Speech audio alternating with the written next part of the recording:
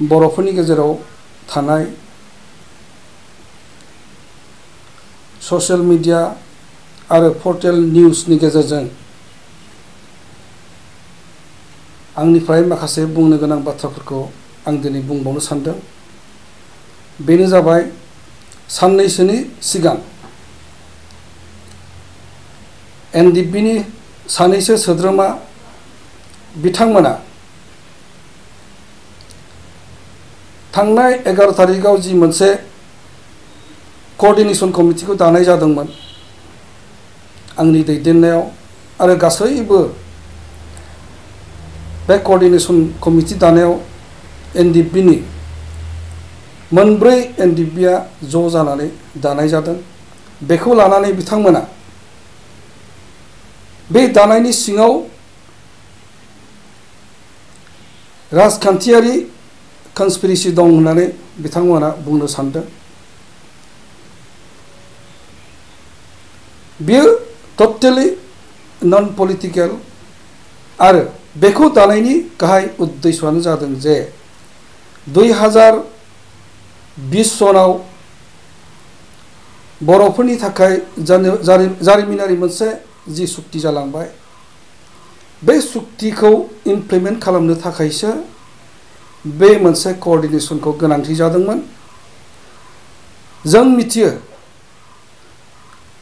बे सुक्तियाव एनडिएफबि फोरनि थाखाय जेबो गैया। 9 नम्बर क्ल'जआव जि माखासे बाथ्रा लिरदों बे क्ल'जेसखौ इमप्लिमेन्ट खालामनोब्ला जों दिनै सिन्था खालामदों जे बेखौ जों दिनै मोनफुंनो थाखाय जोङो आरोबाव गोदानै मोनसे संग्राम बा सोमावसारनोसो गोनां जानो हागौ इमप्लिमेन्टेशननि थाखाय। मानोना बे क्ल'जेसआव एनडिएफबिफ्रा जि मोननांगौ बे मोननांगौ बाथ्राफोरा स्पष्ट भाबै आरो दिनै रोखायै लिरनाय गैया। बेफोरखौ जोङो दिनै इमप्लिमेन्टेशन खालामनो थाखायनो जोङो ज' जानांगोन। जों ज' जानो हाथारनांगोन आरो जों मोननांगौखौ जों बिख'ना लानो हानांगोन। बेबायदि मोनसे गिदिर थांखि लानानैसो जोङो coordination committee for BTR implementation committee of ex NDFB होननानै जों दाफुंनानै लायो। बेवहाय जोङो गबिन्द आरो एनडिएफबि आफादनि जायफोर केन्डिडेट बिथांमोनखौ बाद होनानै बे मोनसे कोअर्डिनेशनाव जों ज' जानो हादों आरो बे जोंनि थाखाय मोनसे मोजां जेरै सिम्पटम जों बेखौ लानानै जोङो मोननो गोनां बे अधिकारखौ जोङो दिनै मोनफुंनो हागोन होननानै जोङो मिजिंथिदों। बे कोअर्डिनेशन दानायखौ मिथिनानै दिनै बिथांमोना गोजांस्रिवदों साक्ति गदों। मानो होननानै बुङोब्ला बे आफादखौ दिनै धीरेन्द्र बर' आगुनि एनडिएफबिनि आफादगिरि धीरेन्द्र बर'आ दैदेनदों।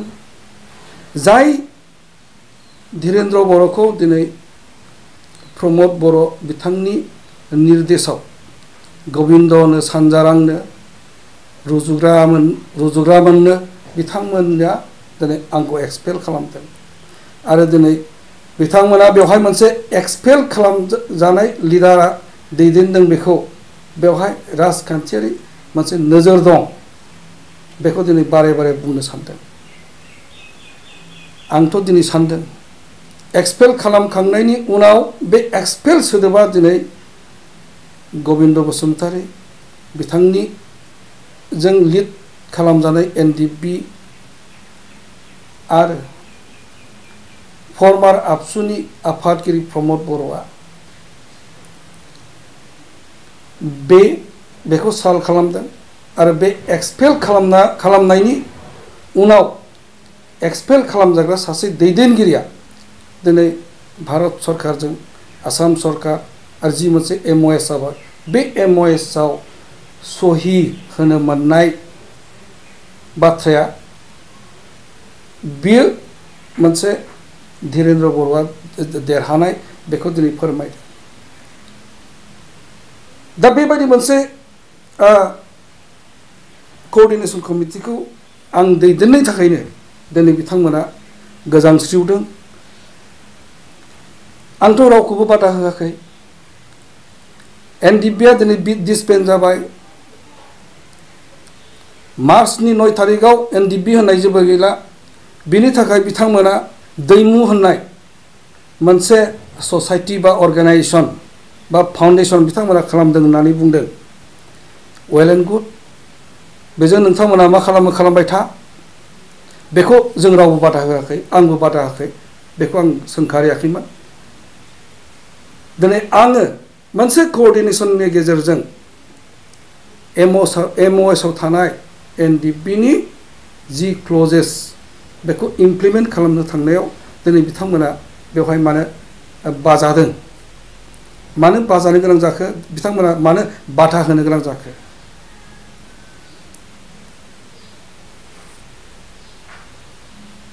आं बुंदों एमअएसखौ जों मोनबाय थिगानो, बेखौ इमप्लिमेन्टेसन खालामनाया सरकारनि खामानि। सरकारा बेखौ इमप्लिमेन्टेसन खालामथारनांगोन आरो इमप्लिमेन्टेसन खालामनोब्ला जों आवगायबोनांगोन। बेबायदि हिसाबै जोङो दाख्लैबावै 2 तारिख जुनाव आसामनि मन्त्रि चिफ मिनिस्टार सर्बानन्द सन'वालखौ प्रथमबारनि थाखाय लोगो हमो। बे सावरायनायाव आसामनिनो मन्त्रि WPTनि मिनिस्टार चन्दन ब्रह्मआबो जोंजों लोगोसे दङमोन। आरो बे सावरायनायाव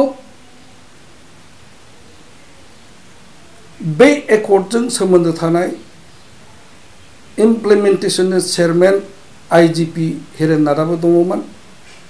आरोबाव commissioner and secretary home and political डिपार्टमेन्टनि MS मणिबन्ननाबो दिनै बिथाङाबो दंमोन। चिफ मिनिस्टारनि बिथोनाव बेफोर MOSखौ मावफुंनायनि जिथुनाखि दायित्व, बे दायित्वखौ दिनै WPT मिनिस्टार मानिजाथ चन्दन ब्रह्मनि आखायाव बेखौ गथायनानै होयो।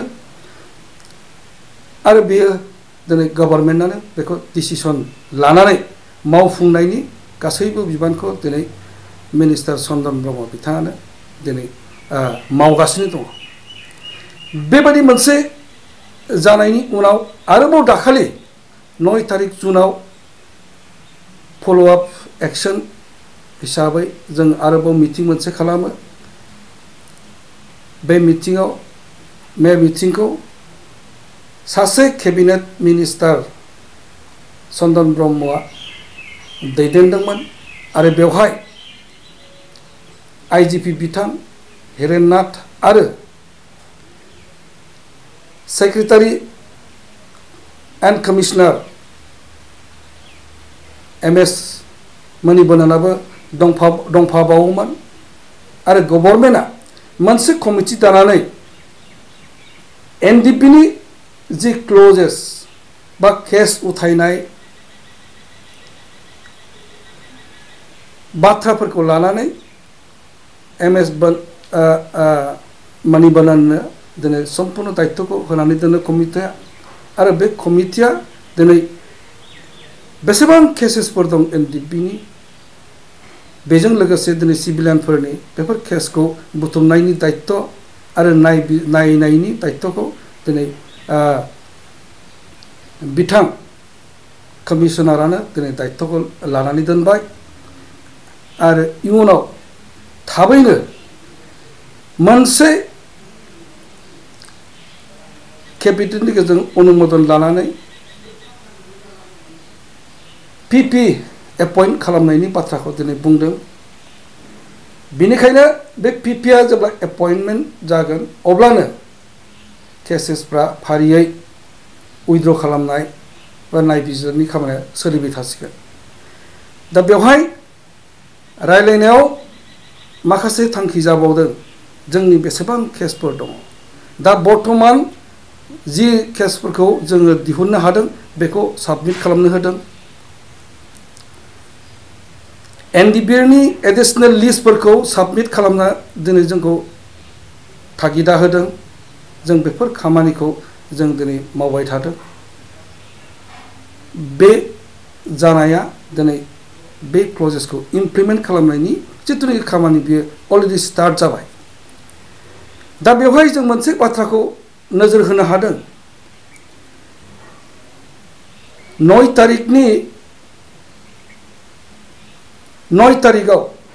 तारिख जुनाव एनडिबिआ खेबसे सावरायबावदों एकर्ड इमप्लिमेन्टेसन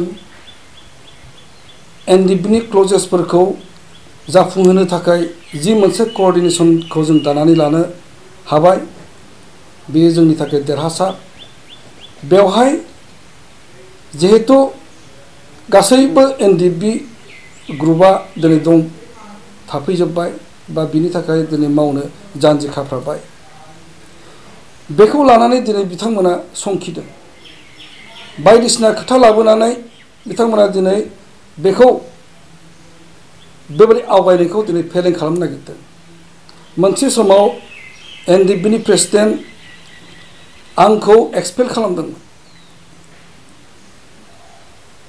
जेब्ला आफादा गावो बेखिनि समाव सुनिल ब्रह्मआ गबिन्द फ्रेक्सनजों थाबोबाय दा बिथांमोनाबो दिनै बे मोनसे इनिशिएटिभआव ज' जाफैदों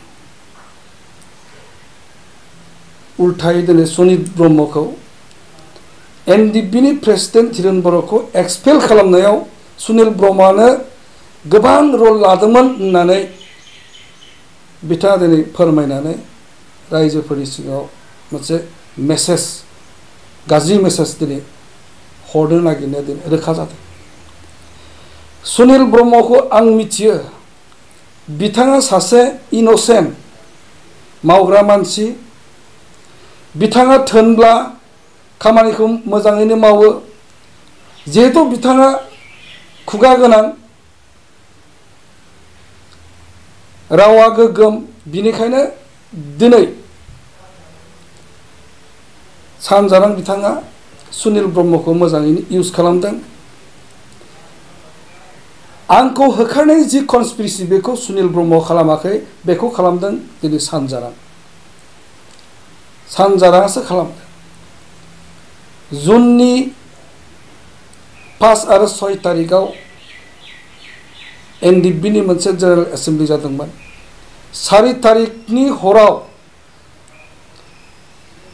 सन्जय स्वर्गियारि दानि आथिखालनि हरिसिंगा कन्स्टिटुयेन्सिनि केन्डिडेट सन्जय स्वर्गियारिनि न'आवनो आंखौ होखारनायनि जि पलिसि प्लान बेखौ बेनो खालामदोंमोन बिथाङा सासे कनस्पिरेटर बेखौ आं दिनै हमनो हादों आं दिनै मिथिदों आसलते दिनै बिथाङा जेराव थायो बै संगठना माब्लाबा मोजां जानो हाया बै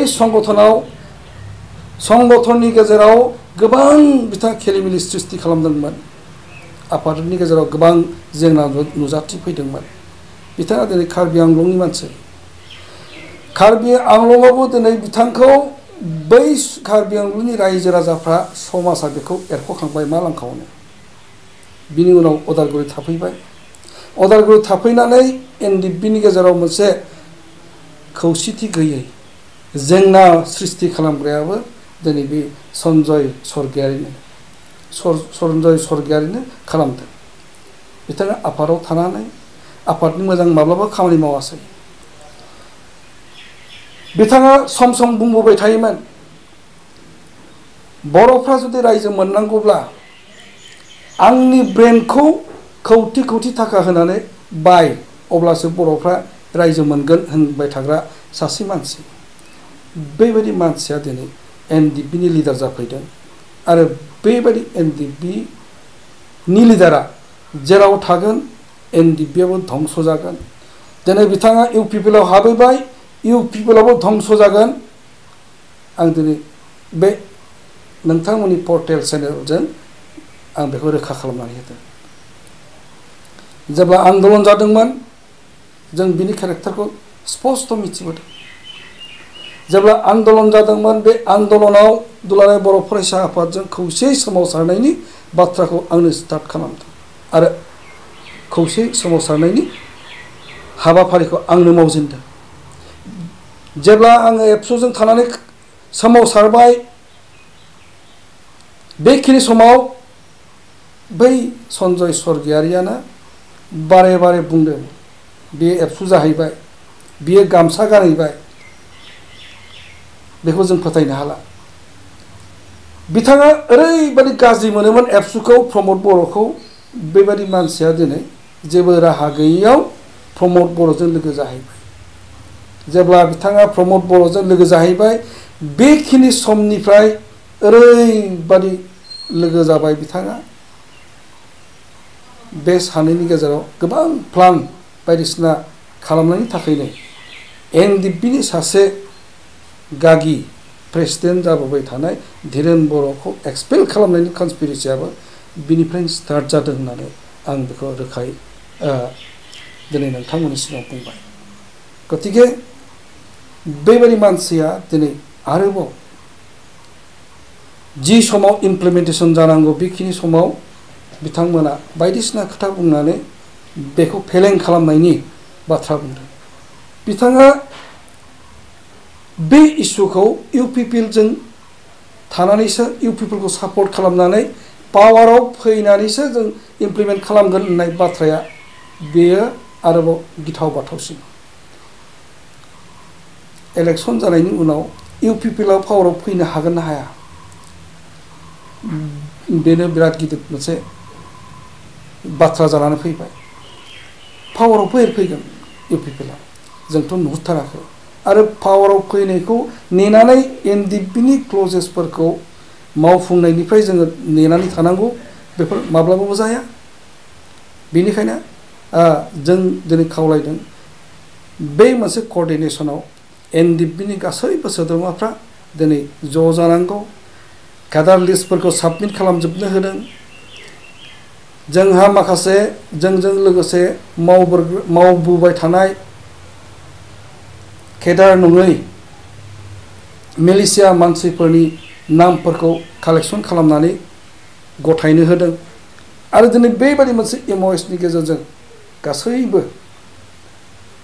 बे मोनसे लाइभलिहुड मिशननि गेजेरजों गासैखौबो मोनहोनायनि दिनै जों खामानिखौ मावबाय थादों।